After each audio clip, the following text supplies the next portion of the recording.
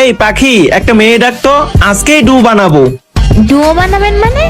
আপনি না সেদিন বললেন যে। আরে এত কথা কিসের, তোরা ডাকতে বলছি, তুই ডাক।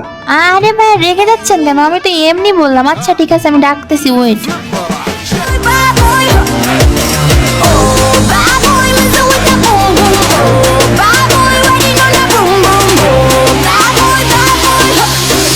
পাখি, হঠাৎ ইনভাইট দিলে যে, কিছু বলবি নাকি? আরে হ্যাঁ, একটু দরকার তো ছিল। আচ্ছা পরিচয় হয়, এটা আমার ভাইয়া হয়। আসসালামু আলাইকুম জান্নাত আপু, আপনি ভালো আছেন? ওয়ালাইকুম আসসালাম। হ্যাঁ, আমি ভালো আছি। আপনি ভালো আছেন? এতক্ষণ ভালো ছিলাম না, আপনি আসার পরে মানে ওকে হয়ে গেছে সবকিছু।